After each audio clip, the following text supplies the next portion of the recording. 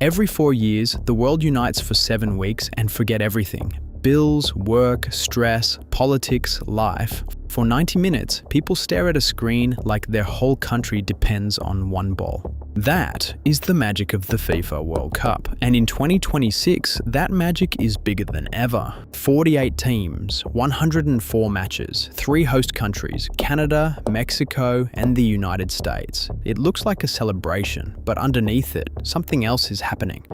The World Cup is not just selling football anymore. It is selling your emotions back to you, your pride, your flag, your childhood memories, your need to belong to something bigger. By the end of this video, you'll understand why the World Cup is not just a tournament anymore. It is now a machine that turns love, passion, and emotions into money. And once you see the machine, the game starts to look very different. That is the spine of this video. I'm not saying that the modern football is bad or drama-less, nor that the fans are dumb or emotionless. The real point is even darker. The World Cup takes the purest thing football fans have, love and passion for the game, and turns it into a product that can be sold for profit. Hey everyone, I am a new creator, and if you like the hard work and the type of videos I make, then please consider subscribing. If you hate what I do, please consider leaving a feedback or a suggestions. Either way, thank you very much for clicking on this video. Football is simple, 22 players, 1 ball, 1 goal, and that's why people love it. But the World Cup around football is not simple. It is a giant business system. Every match is not just a match anymore. It is now a TV product, a sponsor placement, a ticket machine, a tourism hub, a betting source, a trending topic in social media. A goal is not just a goal anymore. It becomes a live moment, then a replay, then a highlight, then a YouTube short, then a meme, then a reaction video, then a debate, then an ad slot. One kick can make money in 10 different ways before the player even stops celebrating. That is the trick. The World Cup uses something pure, football, and then builds a money machine around it. And because fans love the game so much, they do not always question the machine. In a normal situation, this World Cup ticket pricing, food and accommodation during any regular tournament will make people say, "This is crazy expensive." Some might even say, "This is just nonsense." However, same pricing during this World Cup and suddenly fans will be screaming, "It's the freaking World Cup. I am watching the match no matter what." That is where the machine wins. Not because fans are stupid, but because fans are passionate and, more importantly, they care. And in business term, caring is profitable. This is where the World Cup gets darker, because national pride is powerful. When your anthem plays, you feel it. When your country's flag is on the screen, you feel it. When your player scores, even people who never watch football suddenly become experts. That feeling is real, but that feeling can also hide ugly things. Brazil is football royalty. 5 World Cups, yellow shirts, street football, kids dreaming of becoming the next superstar. So Brazil hosting the World Cup should have felt perfect. But before the tournament, millions of people protested. They were angry about corruption, poor public services, police violence, and huge stadium spending. The world saw colourful fans, but many Brazilians saw a painful question. How is there so much money for stadiums, but not enough for hospitals, schools, transport, and safety?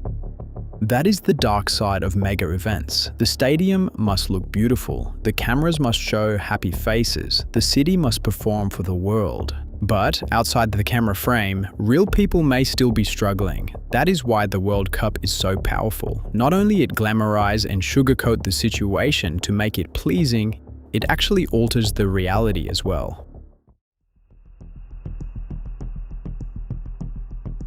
Qatar 2022 showed this even more clearly. Most fans remember Messi lifting the trophy, and honestly, that final was insane. Argentina, France, Mbappe, Messi, penalties, tears, and history. It was football at its best.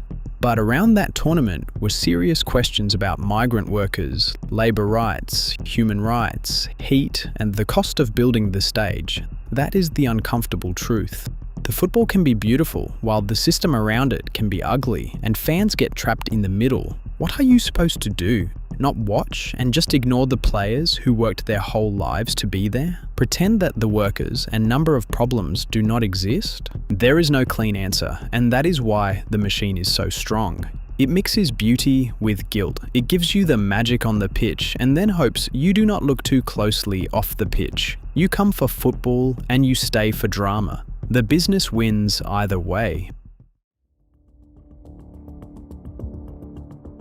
In 2015, FIFA was hit by one of the biggest scandals in sports history. Several football officials were arrested in Zurich after United States prosecutors accused people connected to the game of corruption-related crimes.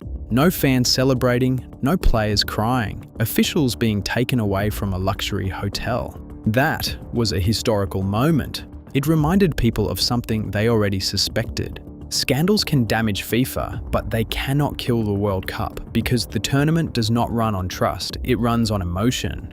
Even if people dislike FIFA, they still love football. That is the strongest business position in the world, a product people cannot emotionally quit. So in 2026, we are watching 2 World Cups. The first one is the one we love. Players chasing history, small nations trying to shock giants, fans crying over penalties, kids watching their heroes. But underneath that is the second World Cup. Broadcasters fighting for attention, sponsors fighting for memories, cities fighting for tourists, politicians fighting for image, betting companies fighting for weakness, platforms fighting for clips, corporations fighting to turn your love into profit. That second tournament never stops. It starts before kickoff, it runs through half-time, it continues after the final whistle. Even long after fans go home, the machine keeps counting views, clicks, ticket sales, hotel bookings, ad money, and data.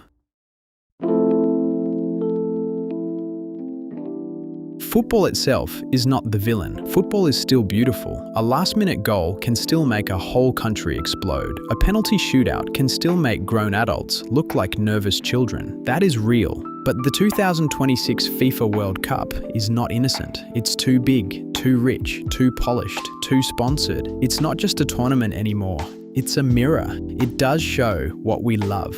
But it also shows how easily that love can be packaged, priced, and sold back to us.